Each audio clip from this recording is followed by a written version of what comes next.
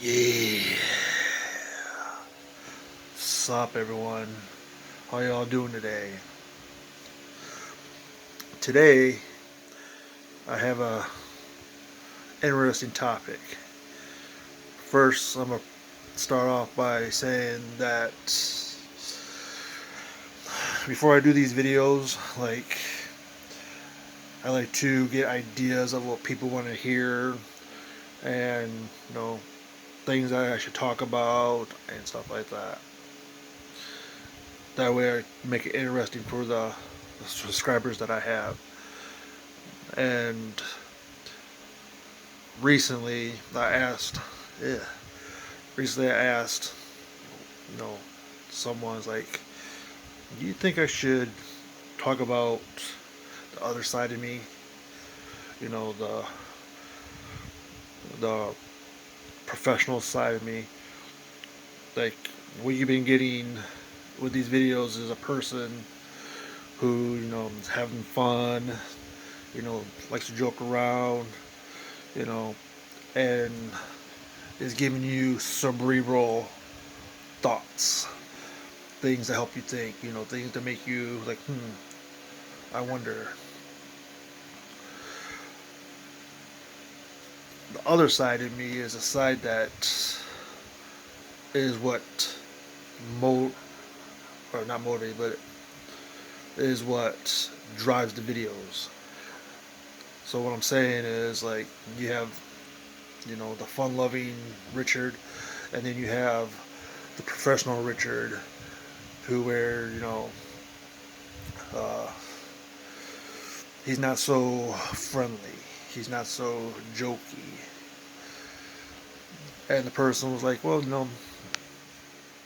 that could be interesting to see that side of you.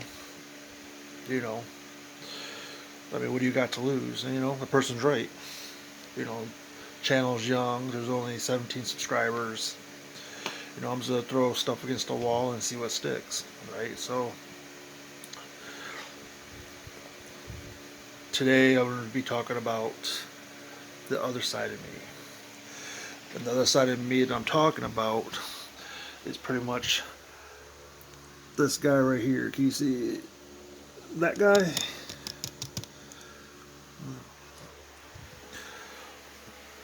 That's a guy that has determination, drive. That guy though was a loser. He put in the work. He did everything, but he didn't take things. One, he didn't take things seriously, and two, he didn't have no confidence. Right, but that person right there. I want to make sure you get it. Yeah, this person right here. That was the beginning stages. Right, in that picture is my walking to a cage right before a fight. It was my second to last fight, and like I said, didn't take it seriously. Right, and I lost. But it was those principles I learned from MMA that transferred into work, as I've stated before. So what you're about to see right now is the guy that coworkers, ex-girlfriends, you know, friends. That's the guy that nobody likes, nobody wants to be around, nobody wants to date. I'm going to introduce you to that guy. I'm going to show you that guy. I'm going to explain to you why that guy is here and what he has done. Just give me 1 second, because he's coming right now. So, so this right here is the side that nobody wants to be with, no one wants to work with. This is the guy right here that will outwork you. who made his job a lifestyle, not just a hobby. So I'm going to tell you where this all started. It all started when I was working at Applebee's, right? Like I said, I've told the story before, but I'm going to quickly hit the bullet points to show you why I've done what I've done and how I got to those thought processes. So I started off in 2012 as a dishwasher, $9 an hour, right? Needed a job, had to support the family. It was something. The whole goal of me working at Applebee's as a dishwasher was just, to fill a resume until a fucking good factory job came along, because at that time I was just a factory guy. Then I figured that's what I was going to do for the rest of my life, work in the factory. As I said before, a friend said, "Hey, Richard, you're doing good work. If you really want to advance, become a cook. You get paid $11 an hour. That's a $2 raise. All you gotta do is show them that you're willing to go above and beyond," and that's what I did. 3 months, February, March, April, May, 3 months, 4 months, 3 months. Got promoted to cook because I busted my ass. I was always there. Never said no. Because in my mind, I think about my family and do whatever it takes to make sure my family never wants. So behind the scenes is me and my girlfriend are arguing. I'm not spending enough time with her. I'm too tired, to spend, go to her family's house and spend time. I'm about, I just want to be by myself, right? My body is learning to adjust to these hours, the workload that I put on me physically and mentally. And so, like I said, the foundation of our relationship is now beginning to crack, right? And then, the main guy decides to quit. So there's an opportunity to take a spot. I volunteer and they gave me that spot, but I have to earn it. So they gave me 144 hours in 2 weeks. 81 the first week, 63 the next week. In my mind, I'm thinking, okay, this is going to prove to my woman that this was all worth it. I do the 2 weeks. About 2-3 days prior to my paycheck, we get in a fight. She threatens to leave. I tell her, fine, leave. I don't care. I don't need you. Right? Because we usually just argued and, just said whatever, then we made up. This time it was for real. So the day after that argument, I came home. I had nothing. I only had a few items that were mine, and that was it. The rest of the apartment, the kids' room, my bedroom, kitchen, empty. So that was one thing that fueled my fire. Was, okay, I'm going to show her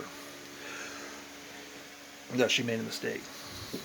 So I started busting my ass, right? Now I was doing like crazy hours. I was doing 15 hours, doing double shifts, doing whatever it takes. Like I said, making it a lifestyle. On top of that, I decided to take a second job. Now that second job didn't last long because I gassed out pretty fast. Right, I was only there for 2 weeks. The day that I quit was the day that I was in the cooler at Applebee's, and I literally almost passed out because my body was overworked. That was weakness leaving the body, so to speak. And so went back to just working at Applebee's, working those crazy hours, got my body adjusted to it, got my mind adjusted to it. That would be fire happens, place burns down, opportunity to travel, different Applebee's. Told your story, every Applebee's I went into, they ask you where you're from, I say Ludington. You don't know what busy is. And then I fucking showed them. Okay. So now we're going into, I hope, be a part of the training, go through a whole bunch of kitchen tests, stress tests, stuff like that. Learn how to, deal with pressure when tickets are coming in. Uh, the story opens. About 6 months after the story opens, I get the opportunity to become a manager in training and stuff like that. So after all the hard work I put in, all the no's I got, now it started to become, I got opportunity, got a yes. So I got trained. Things happened. I come back. I'm at Lloyd Applebee's again, but I still have manager skills. Still have manager. I still could be a manager, so to speak. So I go from $9 an hour 2012 to $15 in 2015. Right, so it took me 3 years to go from dishwasher to manager in training. Then get a $6 raise in that time. Here's where this was born. Here's where everything just started clicking for me. So it was Father's Day, 2015. I was scheduled to work a double, which means I was there at 7 a.m. and I couldn't leave till 9 p.m. Remember, this is Father's Day. I'm thinking, okay, I worked a double. I won't stay the whole shift. I'll still have time to go see my kids and stuff like that. Here's where things changed for me. So during my morning shift, I get a text message from my ex. It's like, oh yeah, your daughter's excited to see you, blah blah blah. She's wearing a special dress, a special shirt that she wants just for you. She's excited, blah blah blah, right? I'm like, oh. And so I go to the kitchen manager. I'm like, you think I can leave early or something because it's like I tell my kid it is Father's Day. Oh, we'll see how it goes. So. And they had more than enough people. And so I'm like, alright. I ended up staying the whole fucking shift. I missed out on seeing my daughter, seeing that shirt that, she especially wore for me. Also hurt her because, I disappointed her by not showing up. I couldn't even call because they kept me online. I got no breaks in between. Right? That's where I took it personally, and that I held on to that the whole fucking time because I didn't hear the end of it from her mother. Okay, so I left Applebee's, going to Big Boy, there for a while, get an opportunity to be a kitchen manager at House of Flavors in Manistee, and then I'm just doing whatever it takes to prove that I'm making something out of myself to show my kids that I'm not the loser father that the mother is trying to make me out to be. And so as I started to pick up steam, I started getting knowledge, confidence, stuff like that. The people would try to challenge me. They try to think they know more than me, or they try to outwork me and stuff like that. And no, that was never going to happen. I would work 15, 16 hours, hang out, and drink with my friends, stuff like that. Take a quick nap, go to my daughter's fucking soccer game or whatever sporting event she had, and then go to fucking work. Just to prove that, like I said, I wasn't a shit dad. Because Like I said, that day at Applebee's, I took it personally. And anyone or anything that got in my way, I fucking made sure that they knew that they weren't gonna get to me in any way, physically or mentally. I've had people tell me their resumes, and in 3 months, I made them change careers. Like I said, that's how intense this person is. My goal from 2014 was in 5 years to be general manager at Applebee's. In 4.5 years, I got the opportunity to help run a Jimmy John's. I'd be assistant store manager. I consider that a victory because I made a dream come true. I didn't get to run the store straight out, but still, I had that title, and I helped make, I helped move the needle of that restaurant. Even if it was a tiny bit, it was enough.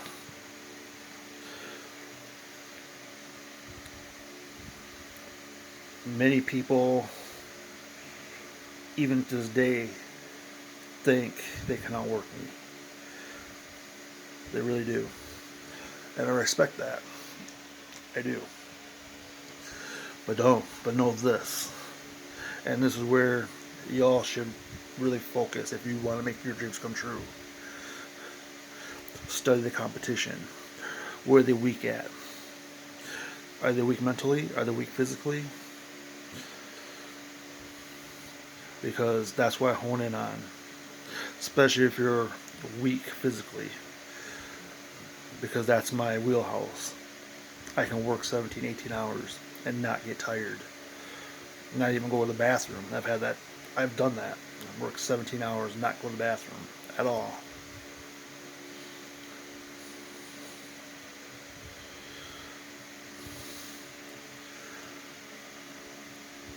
I told people over and over, kids are my life. Right?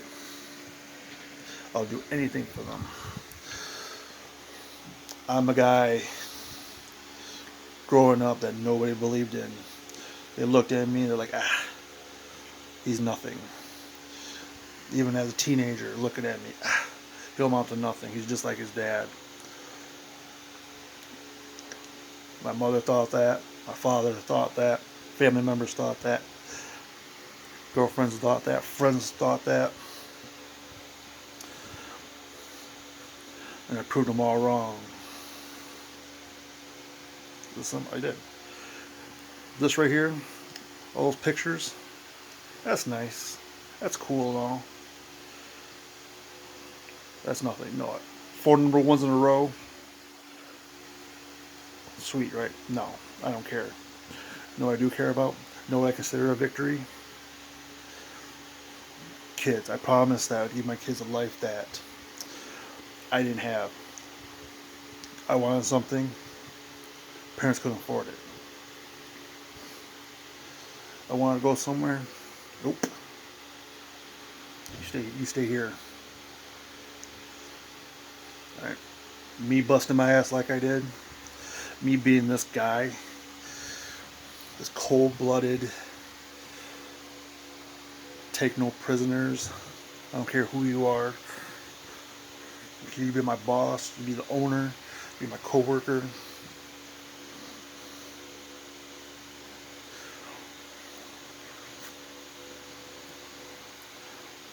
Don't care. My goal is to make sure my kids never want. And that happened. I made that happen. I consider it a victory. And when my oldest daughter got her own place and she needed furniture, I took her shopping. Get what you want. I consider it a victory that when my second oldest daughter was preparing her graduation party and she asked me to get stuff for her, I took her to the store. We walked in. I'm like, see all this right here? See everything in this store? Get whatever you want. It's yours. consider a victory. Daughter fucking broke her phone. Called me crying. Oh, I don't have a phone. Blah, blah, blah. No problem. You have a phone by tomorrow. A $400 phone at that. Yeah. I consider that a victory because I'm able to provide for them when they need it. I'm there for them. They know that. Spend time with them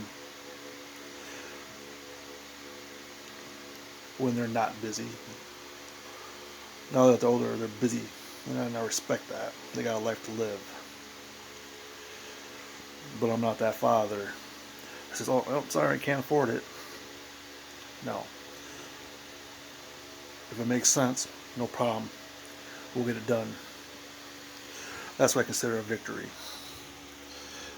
In life and professionally. I could sit here professionally, only work 3 days, and have to worry about fucking money. Because I know how to make money. I know how to have my money make money.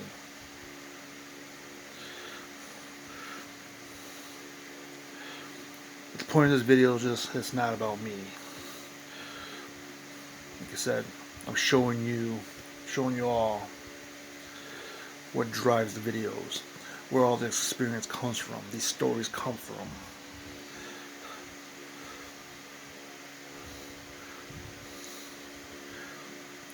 Y'all need to have that same intensity, that same fire, that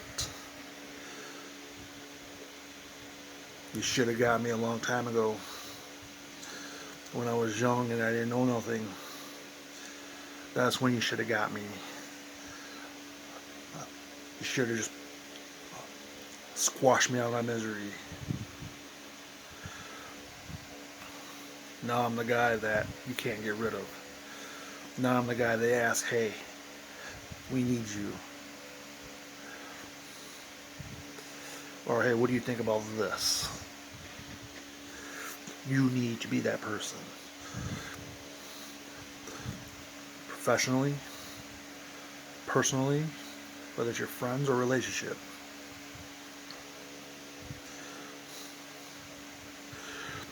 You need to have that fire. Drive that respect into people. Make them understand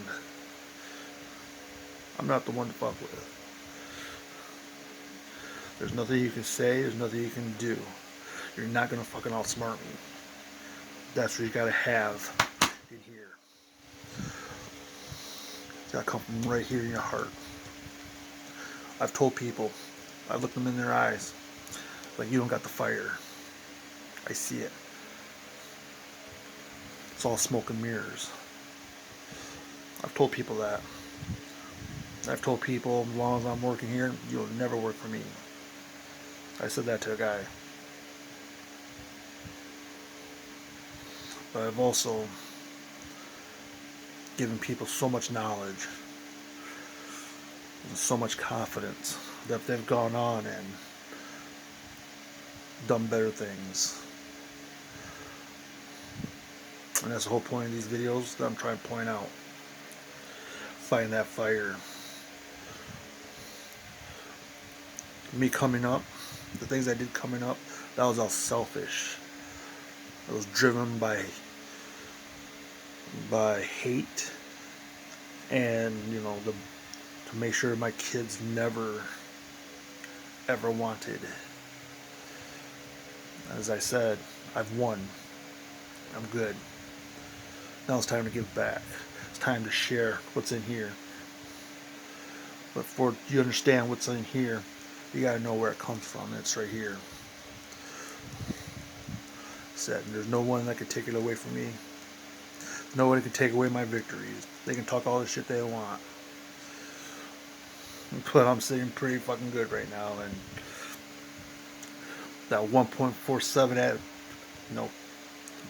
mindset that people kept on shitting on is now the guy they come to when they want a fucking job.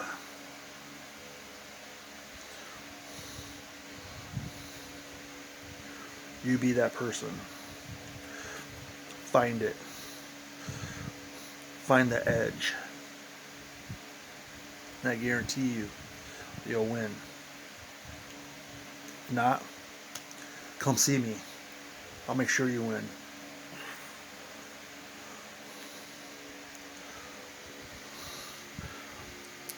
I apologize for the video being so long. I apologize there was no fucking music. I did have music queued up, but you know, I lost track once I flipped that switch.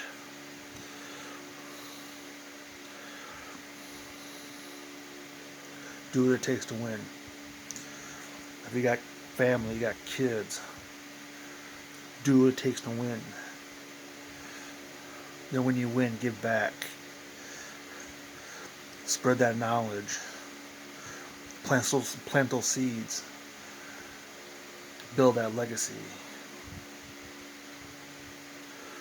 No greater feeling than when you give back. Okay?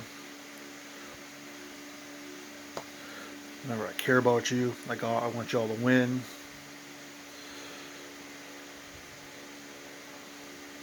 And maybe, I promise you in the next video I'll be in a better mood. Maybe I'll be in a better mood. So, until next time, I'll talk to you later. Peace.